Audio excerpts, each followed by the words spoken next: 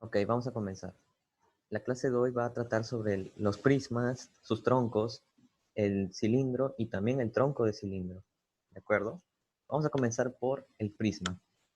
Aquí pueden ver un plano y también pueden ver un montón de rectas que están cayendo a, a ese plano, ¿verdad? Pero notan una figura, un pentágono dentro de ese plano. Entonces, hay algo en particular, ¿de acuerdo? ¿Qué pasa? Esa línea que se marca en el plano se llamará directriz, ¿de acuerdo? Es como un camino, es como un borde o una frontera. ¿Y qué será la generatriz? Pues será esta recta que va a ser una sola recta que se va a mover a través de toda esta directriz. Entonces, si ustedes ven a esta generatriz moverse solamente por el camino, entonces estaría creando todas estas rectas, ¿verdad? De acuerdo, pero como las rectas son infinitas, entonces, ¿qué pasa? Se define el prisma con otro plano más. Entonces, intersecamos con un plano paralelo al original, ¿de acuerdo? Y que se formará una nueva directriz, ¿verdad? Que es igualita a la de abajo. Claro, porque son paralelos y estas son rectas, ¿de acuerdo? Entonces, se tiene una base allá abajo, una base abajo y una base aquí arriba, ¿ya?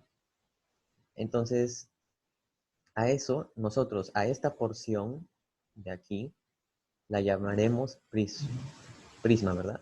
Bueno, en realidad, esta es la superficie del prisma, ya que solamente ven rectas. Pero, ¿qué sería el prisma? El prisma sería todo lo de adentro, y incluido su borde, o sea, todo el sólido. La superficie prismática es la que se forma con estas rectas, pero el prisma es completar o llenar todo lo que está dentro de la superficie, ¿de acuerdo? Entonces, de eso se trata el prisma, sería el sólido, y la superficie prismática sería todo lo externo, ¿no? Ahora veamos a la derecha un prisma que tiene base pentagonal, ¿de acuerdo? Es oblicuo también. ¿Cómo sé que es oblicuo? Pues vamos a ver que las generatrices aquí están cayendo con un ángulo de incidencia, ¿no? Con un ángulo respecto al plano. Pero si fuese recto, ese ángulo sería de esta manera. Pero como no lo es, aquí pueden ver, ¿no? La base es así y forma un ángulo que no es 90. Entonces decimos que es oblicuo. Ahora veamos sus componentes, ¿no? Tenemos las aristas que aprendimos de los poliedros. La arista básica porque viene de base. Recuerden, la base de aquí arriba y la base de aquí abajo son congruentes. Son iguales, ya que están hablando de planos paralelos, ¿ok? Y estas aristas laterales, porque están a los lados, son también congruentes, miden igual y tienen el mismo ángulo formado con la base. Forman el mismo ángulo con la base, ¿de acuerdo? ¿Por qué? Por los planos paralelos, recuerden. Ahora, ¿qué pasa? Existe una sección llamada recta, sección recta. ¿Por qué? Porque interseca las aristas con ángulos de 90. ¿Y de qué sirve esta sección recta? Bueno, eso nos va a ayudar al cálculo de las áreas y volúmenes, incluso, ¿de acuerdo? Entonces aquí pueden ver de que la sección recta aquí se ve de esta manera, pero podría estar aquí abajo también, de tal manera que siempre forme 90, 90 con estas aristas, ¿de acuerdo? Vamos con lo siguiente. ¿Cómo calculamos todos estos áreas y superficies, volúmenes? Ok, entonces, superficie lateral, la superficie que se forma con todos los lados, ¿no? Entonces, sería la suma de las áreas de todas las caras laterales. Cuando ustedes tienen a su prisma y ustedes lo desdoblan a la superficie, la desdoblan, podría quedar de esta manera, así como ven acá. Esta es la cara 1, la cara 2, la 3, la 4, la 5, que son congruentes. Entonces las desarrollamos, ¿no? Lo estiramos, lo desdoblamos. ¿Y qué está quedando? También las bases, la de arriba y la de abajo. Listo. Pero ¿qué podemos aprovechar de esto?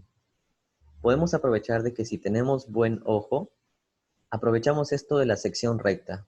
La sección recta, aquí está, ¿no? ¿Qué pasaría si nosotros empezamos simplemente de este borde, ¿no? La sección recta no es, no estoy considerando la superficie, sino estoy considerando solo su perímetro, o sea, solo su frontera, ok. ¿Qué pasaría si a esta sección recta nosotros la duplicamos varias veces? La duplicamos y así hacemos demasiados de estos. ¿Qué pasaría? Pues que si hacemos un gran número de ellas y las ponemos apiladas, pues ¿qué estaríamos haciendo? Estaríamos haciendo una superficie, ¿no? Claro, porque estamos hablando de bordes. ¿Y qué se ha llenado? Se han llenado los bordes. Ahí está. Entonces, si nosotros hacemos esto, es como que estamos calculando otra dimensión más. Estamos pasando de una longitud por otra longitud. Una longitud al cuadrado, ¿no? Hemos repetido todas estas fronteras, las hemos repetido una longitud A. ¿Y qué se formó? La superficie. Entonces, esa es una manera de cómo hallar la superficie lateral. Se halla con el perímetro, 2P, de la sección recta, multiplicada por la arista lateral. ¿Se entiende? Entonces, ves que todas esas secciones rectas se han apilado de tal manera que se forma la superficie. ¿De acuerdo? Entonces, así se puede calcular. ¿Cuál es la otra forma? Que al desdoblarlo tenemos esto de acá, ¿no? El perímetro de la sección recta, como lo ven allí. Este es el perímetro de la sección recta y la multiplicamos por la arista lateral. ¿Cuál es la otra forma? Que le demos eh, este sentido. Tenemos una cara, entonces esta debe tener una área o superficie S, ¿no? Entonces ahí está la primera. Como la segunda cara también es congruente, también tenemos la misma, la misma, la misma, la misma. Y se ha hecho 5 veces, ¿no? Porque este es un pentágono. Ya. Entonces ya tenemos, nos dan de dato cuánto vale esta área de una cara, o nos da una longitud, ¿no? 3 y 4, y luego multiplicamos y tenemos 12, ¿no? Así podemos calcularlo. Ya. ¿Qué pasa después? Que eso solamente es la superficie lateral. ¿Qué falta? Las bases. Entonces nos falta la superficie de este pentágono y la duplicamos porque es igualita a la de abajo. Ahora, ¿qué pasa? Que no siempre van a ser regulares, pueden ser irregulares, y entonces ustedes pueden hacerlo por triángulos o por los datos, o se lo dan de dato del problema, ¿no? Y simplemente lo suman. Entonces, la superficie total sería el área lateral y más 2 veces la de las bases, ¿no? Primera base, segunda base. Primera base, segunda base. Ahí está. Entonces así se puede calcular y se puede ver. ¿Qué hay del volumen? El volumen puede ser un poco más complicado, ¿no? Veamos. ¿Recuerdan que aquí solamente tomábamos el perímetro? Bueno, ¿qué pasaría si nosotros tomáramos toda el área? Entonces, hacemos esto. Área, área, área, área. Otra vez se llena de áreas. ¿Y qué pasó? Se ha hecho el sólido porque se ha multiplicado por esta longitud de arista, ¿no? Entonces, sí pueden darse cuenta, ¿no? Si el área está en metros cuadrados y lo multiplicamos por la arista en metros, se hace metros cúbicos. También se está formando un volumen, ¿de acuerdo? Entonces, esto es lo que pasa. Se ha hecho que la área de la sección recta se apile, se apile de tal manera que forme todo el sólido. Ahora, uno podría decir, pero quedaría de esta manera, no quedaría, eh, o sea, quedaría así. Bueno, si nosotros acomodamos por el principio de Cavalieri, se puede aprovechar y darle forma y darle el ángulo para que esté respecto a la base, ¿no? Entonces, otra forma de calcular sería simplemente al área de la base, que lo representamos con B, lo vamos a multiplicar por altura. Otra vez, metro cuadrado por metro. Y se forma. Entonces, todas estas bases, ya no secciones rectas, sino bases, se van a apilar hasta la altura. ¿De acuerdo? Entonces, esta es otra forma para poder calcular el volumen, si es que nos dan de dato base, área de la base y altura, ¿no? O un ángulo. Hablemos de la clasificación de estos prismas. Tenemos el prisma recto. El prisma recto, ¿por qué? Porque sus aristas son perpendiculares a las bases, ¿no? La generatriz que ha formado es perpendicular a la base, a todo ese plano. Entonces, la generatriz se mueve a través de la directriz, o sea, todo este rectángulo se mueve y ha formado a la superficie del prisma, ¿no? Y después el prisma es todo el sólido. Ya. Eso es fácil de recordar, que sean 90 con la base, las aristas perpendiculares. Ahora, ¿debe ser de esta manera, así rectángulo? No, puede ser también hexágono, puede ser pentágono, heptágono, pero lo que importa es que las aristas sean perpendiculares a la base. Eso es lo que importa. Todas ellas son perpendiculares a la base. Listo. Entonces, aquí pueden ver un prisma recto de base cuadrangular. ¿Y cómo se hallaría su superficie lateral? Pues simplemente con la sección recta, ¿no? El perímetro de la sección recta, en este caso es paralela a la base, porque aquí está formando 90. Pero solamente nos enfocamos en el perímetro, no en el área, en el perímetro, y eso se multiplica por la altura. O sea, hacemos el principio que ya hemos visto, ¿no? Se está formando toda la superficie lateral solamente a base de longitud por longitud. Listo. Listo, ya tenemos la superficie lateral. ¿Qué falta? El techo y el piso. Entonces sería más 2 veces base. ¿Cuál sería la base? Esta de acá o esta de acá arriba, ¿no? Aquí parece longitud, pero es toda esta área. Listo. Entonces, área más área de la superficie total. Y el volumen sería toda esta área, que también sería la sección recta, se multiplica por la altura. Entonces se está apilando otra vez todas las bases, se está apilando hasta formar el prisma. Y entonces, ¿qué pasa con el prisma regular? El prisma regular es prisma recto, ya. Pero ¿qué más se puede decir? Que las bases tienen forma regular. ¿Así? Eso es lo que importa. Solo las bases, porque mira, esta arista puede valer 5 y esta de aquí puede valer 2. Uno diría, esta cara no es regular. Claro, pero el prisma regular solamente le importa las bases. Que las bases sean las regulares, no las caras laterales. ¿De acuerdo? Las caras laterales pueden ser otra, en este caso, como es recto, van a ser rectángulos. O puede ser cuadrado también.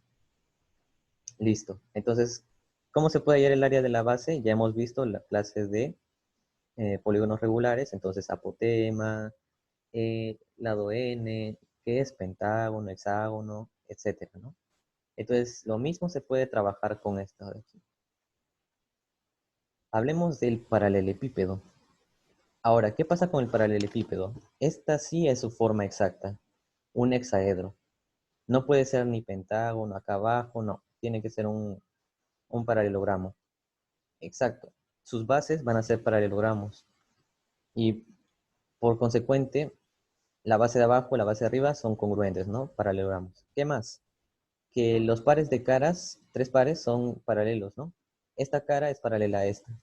Este techo es paralelo a este piso. Y esta cara es paralela a la de al fondo. 3 pares de caras paralelas. ¿De acuerdo? Eso pasa.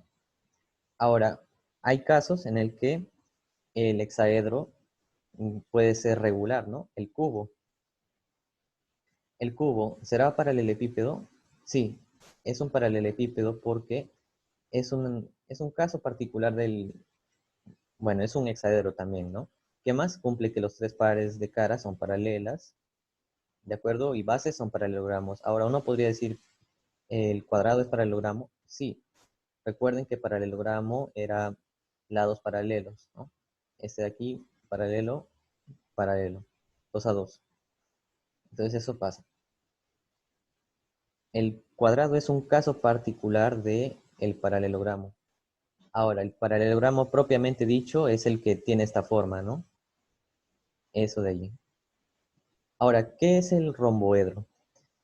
¿Recuerdan? Entonces, es casi un paralelepípedo, solamente que esto ya no va a ser A, B, C, sino que va a ser A, A.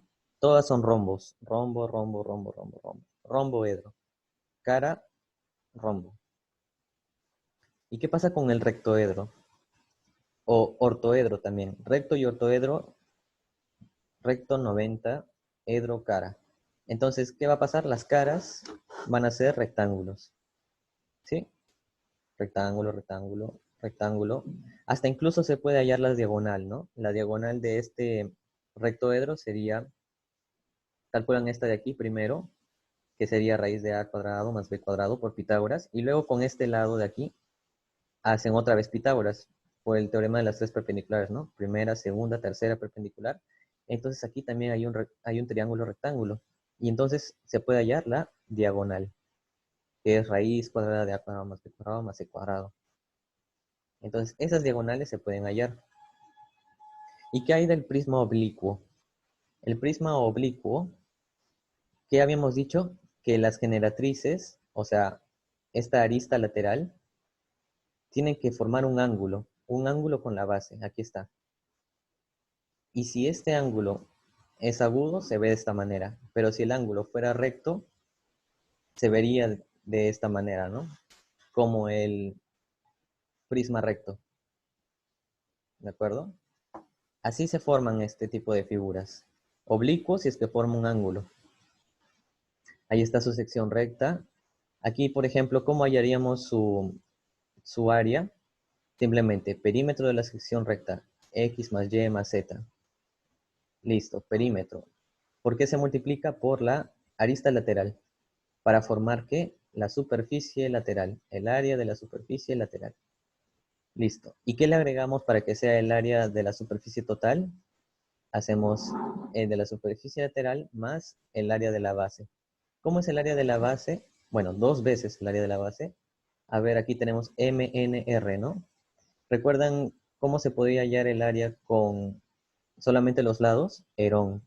Entonces aquí se aplica la fórmula de Herón. Y se multiplica por 2, se suma con la superficie lateral y ya tienes el área de la superficie total. Y para el volumen sería, ¿cómo hallo el área con simplemente los lados? Base por altura entre 2, y así tenemos el área de la base, B, multiplicado por ¿qué? Por la altura. O podría ser también el área de esta sección recta, otra vez, ¿no? No sabemos cuánto vale, vamos a ponerle B sub 2. Pero se puede hallar con X, Y, Z si hacemos altura, ángulos o algo así. ¿Y por qué se multiplica? Por la arista lateral. Claro, ¿no? Porque se está apilando hasta completar todo el prisma. Y así se puede calcular, si es que les dan de dato cada valor, ¿no? Sigamos. Entonces, ya vimos el prisma. Hablemos del tronco de prisma. ¿Qué pasa? Que si este es el prisma, el base, y aquí base paralela, ¿no? Entonces, ¿qué pasa con el tronco? Le cortan, le atraviesan con un plano secante, ¿de acuerdo? Le atraviesan con un plano secante. ¿Y qué se va a formar? Una sección, ¿no? No necesariamente recta. Aquí no necesariamente recta, simplemente un corte, una sección. Entonces, este tronco va a ser una porción del prisma limitado por la base. Y un plano secante, como ya les dije, a todas las aristas laterales, no paralelas a la base. ¿Ok? Entonces, no se trata de hacer, o sea, un tronco, si yo lo corto con un plano secante paralelo, ¿qué me formaría? Otro prisma. Entonces, tiene que ser no paralelo, tiene que ser oblicuo, ¿no? Para que ahí recién determine un tronco. Porque si le corto con paralelo, va a seguir siendo otro prisma. Si le cortan con un plano secante oblicuo, ya no va a ser prisma, sino tronco de prisma. Entonces, ¿qué pasa? Que aquí yo he agarrado la figura de un prisma triangular. ¿Por qué no agarré el de un prisma pentagonal, cuadrangular? Porque eso es más complejo. se necesitan más datos y más lados. En los problemas que van a ver son de prismas o troncos de prismas triangulares, ya que es más fácil o más rápido. ¿Qué pasaría si fuese uno de, no sé, un pentágono, ¿no? Un tronco de prisma pentagonal. Uy. Pues cuando le hacen el corte, hay demasiados lados que determinan, ¿verdad? Entonces ahí hacemos un corte y a lo mejor va a quedar así, ¿no? Un pentágono, pero más, más deforme o más raro. Entonces necesitarían la longitud de aquí, la longitud, o las alturas de aquí, aquí, aquí, 5 alturas, ¿verdad? Y se podría trabajar, pero haría mucho tiempo. Entonces, ¿qué hacen? Les ponen problemas de prismas triangulares. ¿Por qué? Porque solo necesitan 3 alturas. Uno, dos, tres. Si fuese pentagonales, 5 alturas, ¿no? Por cada vértice. Por cada vértice determina alturas. Entonces, ¿qué pasa? Se van a determinar alturas, ¿no? Y con ellas se van a poder calcular volúmenes. ¿Qué más? Con las aristas formadas, A, B, C, ¿pueden medir iguales? No, no pueden medir iguales. Tienen que cambiar alguna de ellas, ¿no? Porque si A y B y C fueran iguales, sería prisma, ¿no?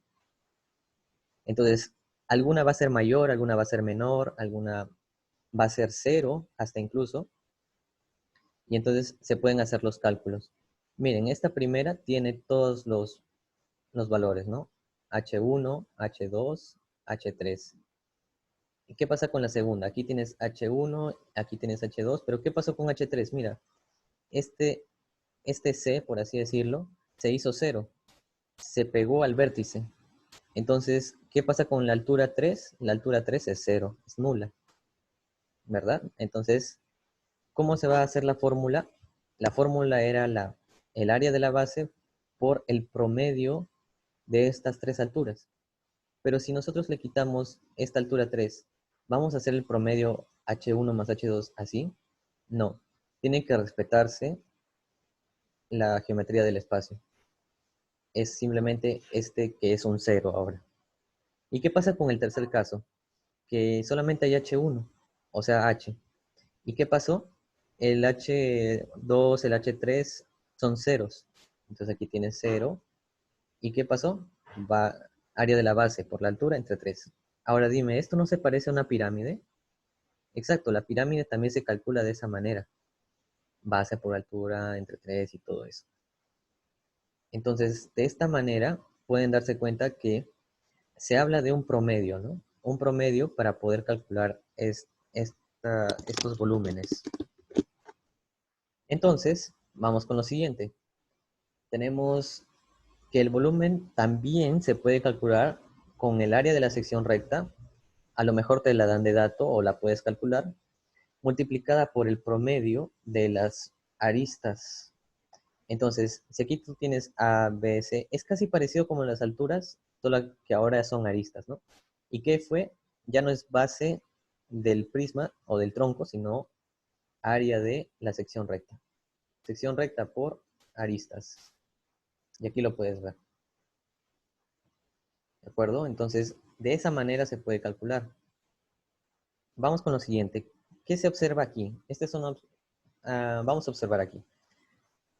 ¿Qué es esto? G. Es el baricentro. Entonces, tenemos la primera base y tenemos la segunda base. Este es un tronco, por si acaso, no es un prisma. Tronco de prisma. Entonces, este de aquí está en un plano no paralelo a este de acá. Ya, ¿qué es lo particular? Que el promedio de estas aristas está ubicado cuando enlazas los baricentros de la base 1 con la base 2. ¿Así? Sí. Entonces, ¿cómo se podría calcular aprovechando eso, ese tipo de geometrías? Que el baricentro es la intersección de medianas, ¿no? Entonces, trazo mediana, listo, punto medio. Aquí arriba también funciona lo mismo, punto medio, ¿no? Entonces, veo esta cara. Esta cara es un... ¿Recuerdas que las aristas son paralelas? Entonces, ¿qué se ha formado? Un trapezoide, ¿no? O un trapecio, mejor dicho. A lo mejor, pero este de aquí es paralelo a este acá, porque esto es B y esto es C. Entonces, si tú tienes puntos medios que están conectando, ¿qué sería esto? Base media, ¿no? B más C entre 2. Listo. Pero ¿qué se puede aprovechar? Que el baricentro tiene la relación de 2 a 1. Entonces aquí también hay la relación de 2 a 1. Y si conectas, te puedes dar cuenta de que ¿cuánto valdría este valor? Tienes A y aquí tienes B más C sobre 2. ¿Cuál era la fórmula? Este de aquí multiplicas a este y este de aquí multiplica a este y sería igual a eh, la suma de los dos con este de acá. Entonces aquí puedes verlo, ¿no? Sería, o sea, de este con la suma de estos. M por 3, como lo ves allí. M por 3, aquí ya lo he pasado todo a dividir. M por 3, porque esto es 2 a 1, sería igual a 2 multiplicado por B más C sobre 2, más 1 por A. ¿De acuerdo? El producto cruzado. Entonces así se resuelve. ¿Y qué se tiene? A más B más C sobre 3. Un promedio. Si esto es un promedio, entonces obtuvimos que antes el volumen era el área de la sección recta por todo este promedio, ¿no? Entonces, si a nosotros nos dan la longitud que hay entre los baricentros, sabremos que se puede calcular de esta manera también. No necesitamos saber A, B y C si es que ya nos han dado de dato cuánto mide el segmento que une los puntos de gravedad, ¿no? Los gravicentros o baricentros de las bases. Entonces se observa un promedio, ¿no? Hablemos ahora del cilindro. Ahora, uno dirá, ah, claro, he visto el cilindro. ¿Dónde lo he visto? Lo he visto en los tarros de leche, en latas, en ese tipo de envases, ¿no? Entonces, ¿pero qué pasa? En matemáticas, el cilindro, su base puede tener distintas formas. ¿Así? ¿Qué pasaba con el prisma? ¿Recuerdas? Era un plano que iba por una directriz, ¿no? Mira. ¿Y qué pasaba? Las rectas iban pasando, o sea, la generatriz iba moviéndose por toda esa directriz y luego intersectabas con un plano y ya, formabas la segunda base. Pero ¿qué pasa? Que con el cilindro ya no tiene que ser una base o una directriz poligonal, sino que no debe ser poligonal, debe ser toda curva, suave, ¿de acuerdo? No debe haber nada recto, sino todo es curvo. Entonces aquí puedes ver que no hay nada recto, ¿no? Una, una base de cilindro no puede ser esto, mira. No, eso no puede ser, porque mira, aquí se ha vuelto recto. Tiene que ser así y luego, no sé, sigue moviéndose, moviéndose, moviéndose. Uy, aquí no. Ya, aquí tiene que ser también curvo, para que así pueda ser cilindro. Si no, es alguna otra figura. Entonces te das cuenta de eso. Esta es la directriz, que es una figura curva de trazado suave. Entonces uno, la base 1, como las directrices y toda esta generatriz va pasando por esto y luego intersecas con el plano paralelo, son congruentes, ¿no? Entonces, ahí tenemos la generatriz, vamos a llamarle a toda esta línea de acá. En sí, la recta generatriz sería toda esa recta infinita que se extiende y que se va moviendo por toda la directriz hasta formar la superficie del cilindro. Pero a esta longitud entre plano y plano se le va a llamar generatriz, ¿no? De acuerdo. Entonces aquí puedes ver a la derecha que tienes una base ahí toda curva, ¿de acuerdo? ¿Y qué más? Tienes la generatriz que la vamos a representar por G, ¿de acuerdo? La base por B, el área de la base va a ser B. Y esta altura, ¿no? Ahora, ¿qué se puede observar? Este es un cilindro oblicuo. ¿Por qué es oblicuo? Porque forma su generatriz un ángulo con la base de esta manera, que no es 90. Si fuese recto, ¿cuánto valdría θ? Θ valdría 90. ¿Ves? Entonces, lo que importa cuando dices oblicuo y recto es que la generatriz forme con la base o con el plano de la base un ángulo, ¿no? Oblicuo. Si es recto, forma un ángulo recto. ¿Ya? ¿Y qué pasaría si fuese cita, si cita se aproximara o se vuelve 90? ¿Qué pasaría? G y H se vuelven las mismas. ¿Ves? La generatriz se vuelve también en su altura, cuando cita es 90. Pero si no, la generatriz va a ser mayor. Ya. Entonces, ¿cómo se puede hallar el área de la superficie lateral? Se tendría que desarrollar, ¿no? Se tendría que abrir toda esa figura y extenderla. Entonces, el área lateral, ¿cómo se podría hallar? También con la sección recta. ¿Recuerdas que el prisma tenía una sección recta? Pues aquí también el cilindro también tiene una sección recta. En este caso, en el cilindro recto, la sección recta es congruente con la base, ¿no? Pero aquí ya no es congruente, sino es oblicua y puede hasta incluso ser más grande o de otra forma. Entonces aquí tienes el área de la sección recta, ¿no? Bueno, la sección recta. Y entonces tú, para hallar el área lateral, solo necesitas, así como el prisma, trabajas igualito. El perímetro, el borde, ¿no? Aquí está el perímetro de la sección recta. ¿Y qué vas a hacer? Lo vas a apilar tantas veces como la generatriz. Entonces ahí va. ¿Y qué se ha formado? La superficie. No el cilindro, sino la superficie cilíndrica. ¿De acuerdo? El cilindro sería todo ya cubierto, todo lleno. Hasta incluso le has metido, no sé, agua y todo eso. Pero la superficie cilíndrica es solamente el borde, la lata, ¿no? La lata vacía. Solamente con borde nada más. Eso pasa. Y el volumen se puede hallar simplemente con base, que esta base se va a apilar tantas veces la altura, ¿no? Y cómo también se puede hallar con el área de la sección recta y con quién, con la generatriz. Porque el área de la sección recta también se va a apilar y se va a apilar hasta formar todo el cilindro. Pasemos a lo siguiente. Cilindro oblicuo con base elíptica. ¿Recuerdas que podía ser cualquier forma curva? Ya, hagamos a una conocida, ¿no? ¿Qué tal una elipse? Hasta incluso vamos a ver el círculo también.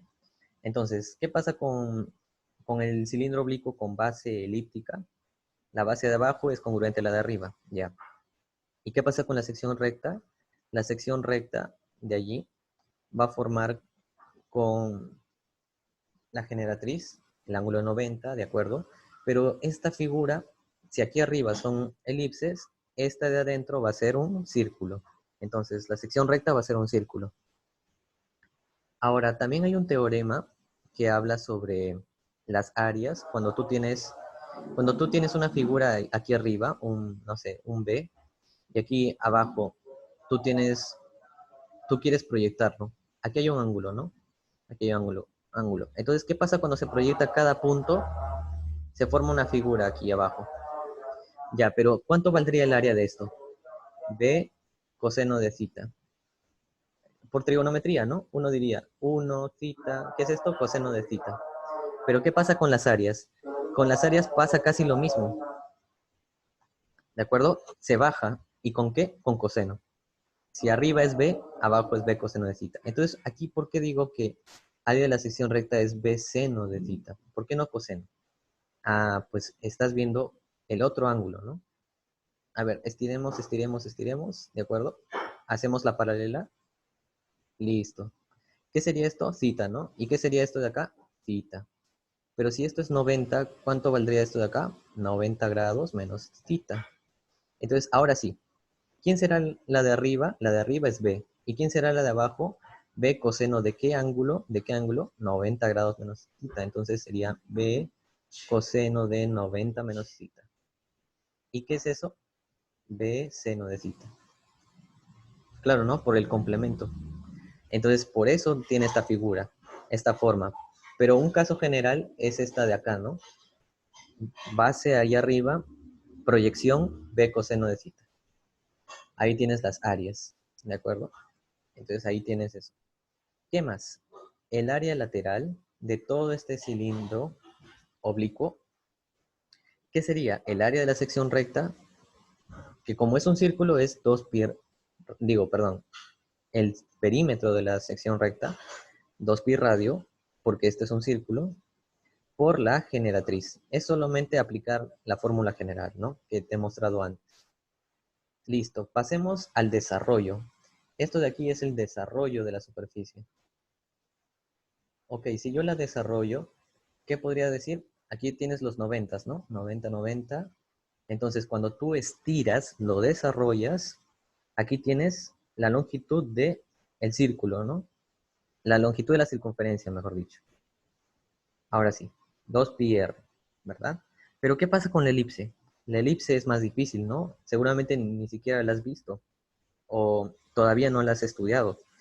Entonces, ¿qué pasa? Ya desarrollamos el lateral, listo. Parece un rombo, ¿no? Pero es un paralelogramo. ¿Por qué? Porque son paralelas las generatrices. Todas las generatrices son paralelas. Ya. Entonces, ¿qué tienes? Tapa 1, la elipse, ¿no? Te he dicho que las bases son elípticas. Arriba también, la misma base.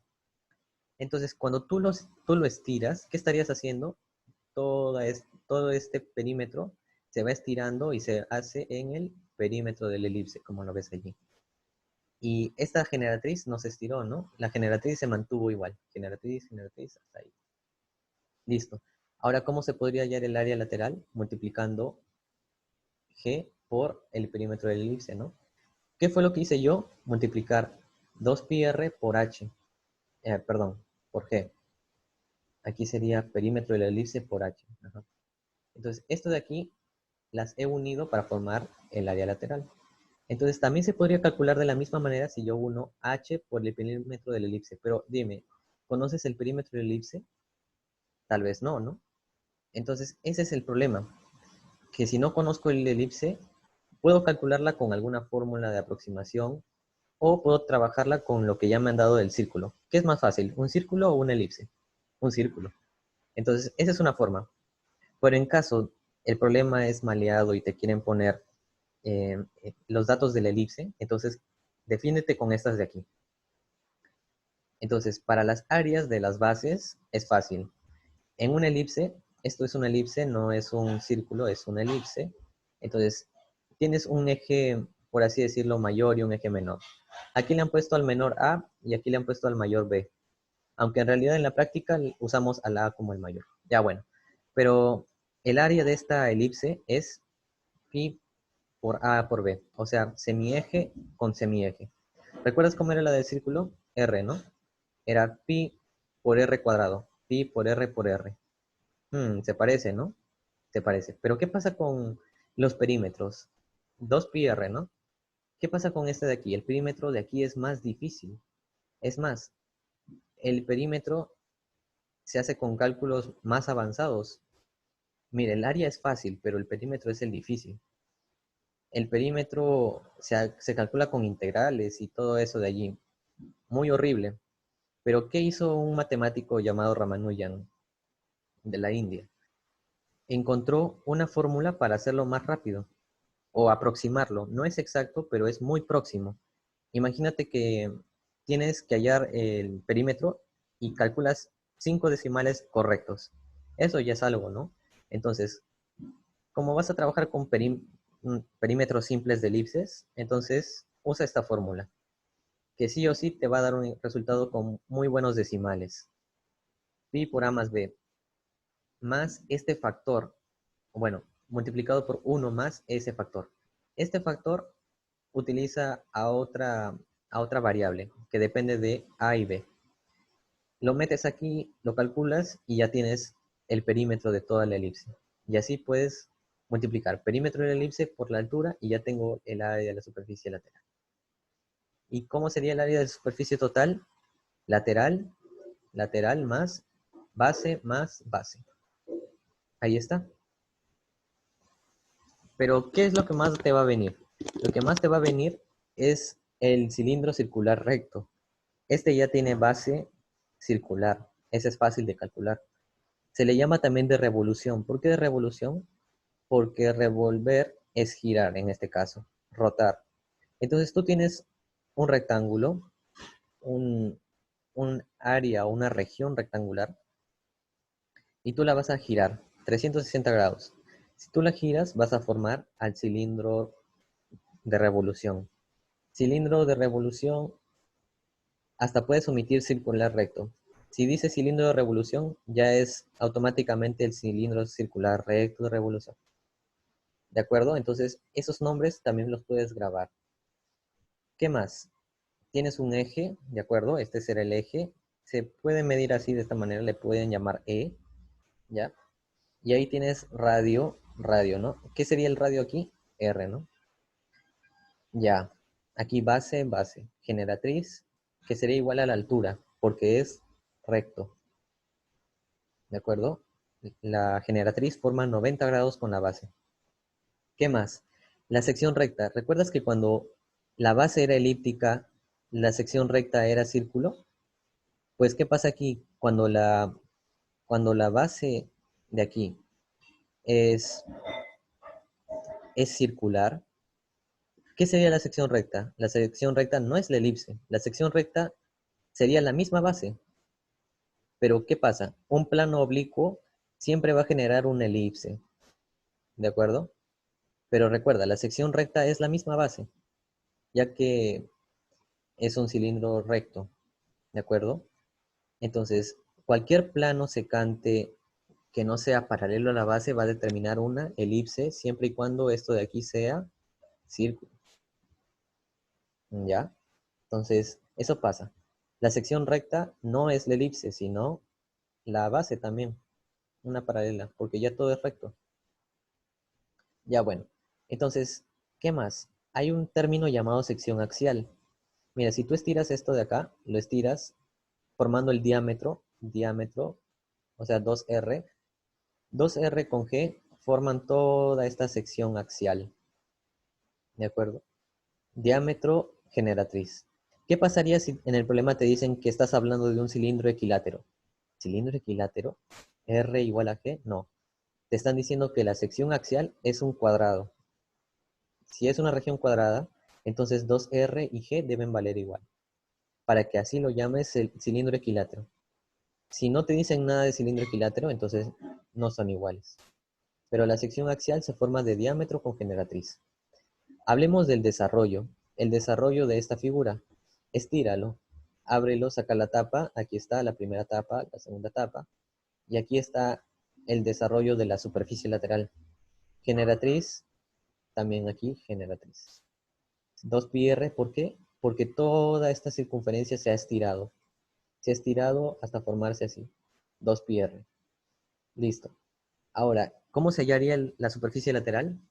Esto es un rectángulo, ¿no? Base por altura, 2πr por g. Listo. Superficie total sería esta más el de la base, ¿no? ¿Cuánto es el de la base? Pi por radio al cuadrado. Pero son dos bases, entonces más 2πr cuadrado. Factoriza 2πr y te sobraría g más r. Ahí está. O sea, estas de aquí salen más rápido, ¿no? Por la figura como se desdobla y es más fácil. Y el volumen, el volumen sería hacer que toda esta base la apiles, apílala hasta formar todo el volumen. ¿Cuántas veces? G. Entonces, pi por radio al cuadrado, que es la base, por G. Ya sabes, ¿no? Metros cuadrados, metro, hace metro cúbico. Ahí está. Ahora, hablemos del tronco del cilindro. ¿El cilindro también tiene tronco? Claro, el cilindro tiene tronco. Y mira, ¿recuerdas que el cilindro, la base puede ser cualquier figura que no sea recta, sino que sea curva en todo sentido, en todo, que sea suave? Ya pues, tenemos el oblicuo, ¿no? Se repite ya. ¿Qué pasa? La sección recta puede terminar, no sé, aquí, aquí y acá, ¿no? La sección recta siempre se mantiene igual. La sección recta puede ser la misma de acá, la misma de acá. La pones más arriba, la pones más abajo. No importa, porque esto es un cilindro ya. Pero cuando tú haces el corte con un plano secante, ¿qué es plano secante? No paralelo a las bases, porque si fuese paralelo a las bases sería otra vez cilindro. Tiene que ser oblicuo. para que así forme un ángulo y esto se vea como tronco.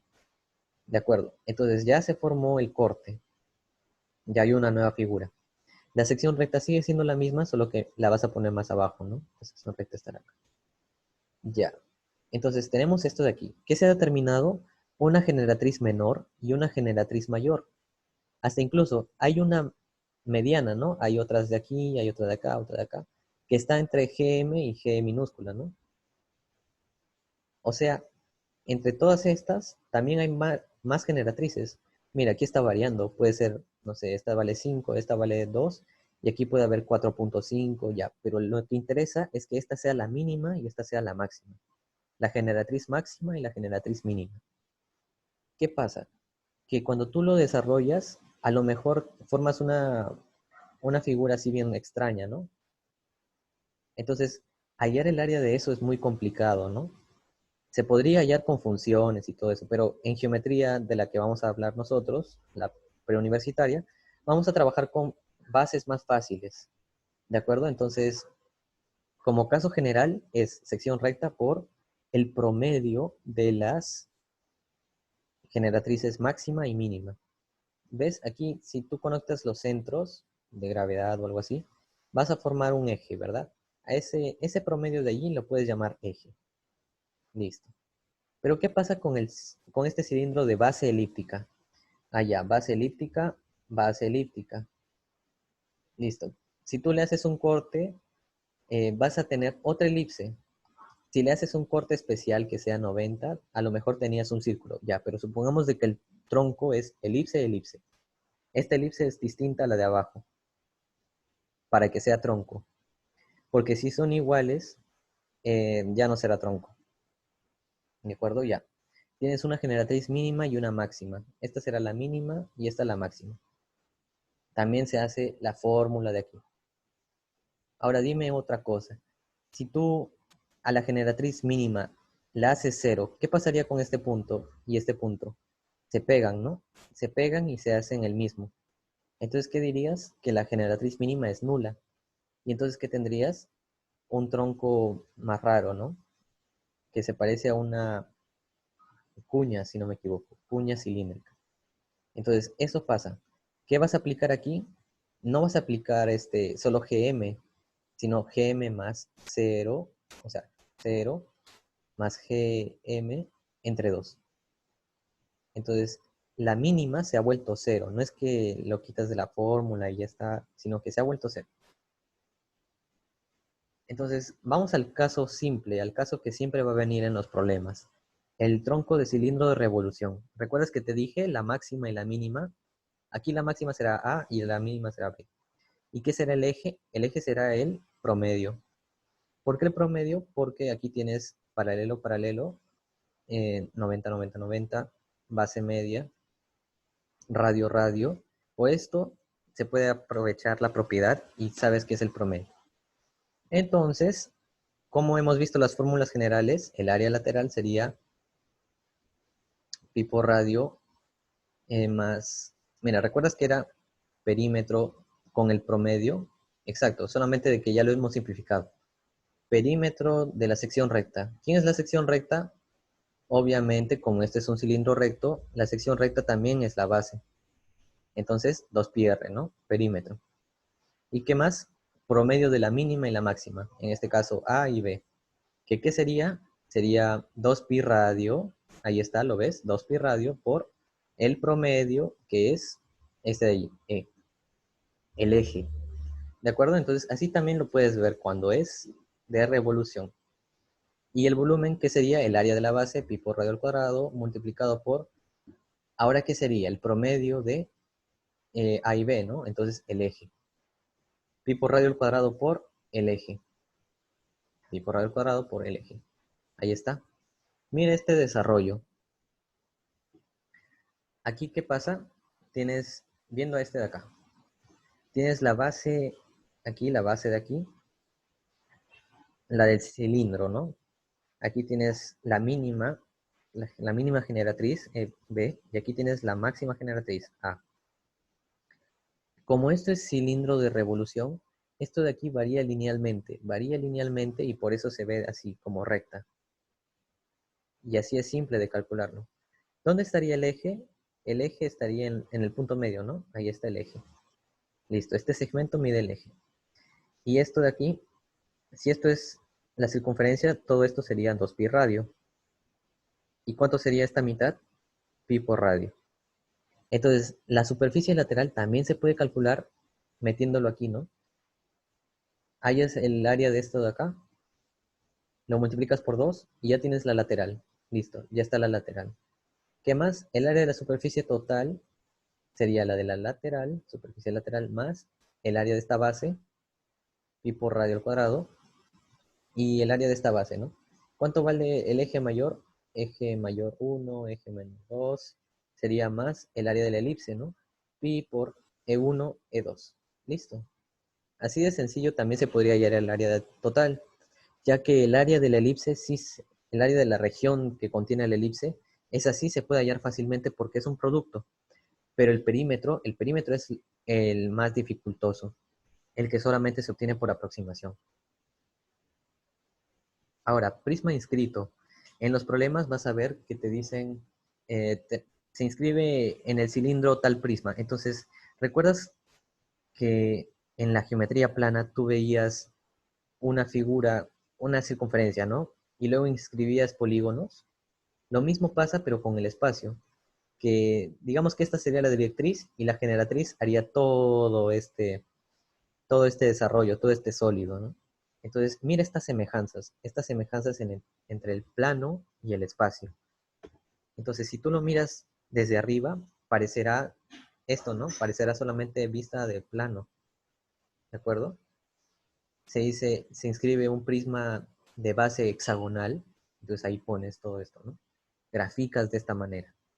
Ahora mira, ¿recuerdas que hablé del cilindro de revolución? ¿Qué pasa? Que la generatriz va de este punto a este punto, ¿no? Ya. Existe un plano tangente a la generatriz, te dicen el problema. Entonces lo graficas de esta manera. Pero ¿esto a qué hace alusión? Hace alusión también al plano. Mira, ¿recuerdas que tú tenías un punto de tangencia y luego una recta tangente? Ya pues, proyecta esto varias veces o haz que se repita varias veces. Entonces, ¿qué estarías formando? Estarías formando todo el sólido y el plano tangente. Entonces, desde una vista se puede ver como plano y desde otra vista se puede ver completamente 3D. Así lo ves, ¿no? Y ahora, ¿qué es el postulado de Cavalieri que te estuve hablando? Que todo esto de la sección recta, la arista lateral, la base, ¿por qué funciona? Porque las figuras se pueden descomponer como en discos o como pequeñas áreas, ¿no? Tan delgaditas que cuando tú las juntas, las apilas, parece como un jamón, ¿no? Tú al jamón lo cortas, lo cortas, lo cortas, lo cortas, y hasta lo puedes mover. Muévelo como una escalera, entonces, mira, si tú lo regresas a la posición inicial, tendría el mismo volumen. Entonces, así, ¿recuerdas? El prisma oblicuo, el cilindro oblicuo, tenían ese tipo de figuras, ¿no? Tenías generatriz, tenías H altura, base y todo esto, ¿no? Entonces, de esta manera funciona el principio, el postulado. Tú puedes mover las figuras, o sea, los pequeños discos, y puedes formar también el mismo cálculo de volumen. De eso se trata. Hasta incluso aquí, ¿no? Hasta podrías poner monedas, ¿no? Moneda, moneda, moneda, y lo mueves aquí de esta manera y sigue teniendo el mismo volumen. El volumen no cambia. Lo que ha cambiado es la posición de los discos, de las monedas o del jamón, ¿no? De las rebanadas del jamón. Entonces, de esta manera puedes resolver los problemas de prisma, cilindro y los troncos. ¿De acuerdo? Esta ha sido la clase por hoy. Entonces, si hay alguna pregunta, con confianza.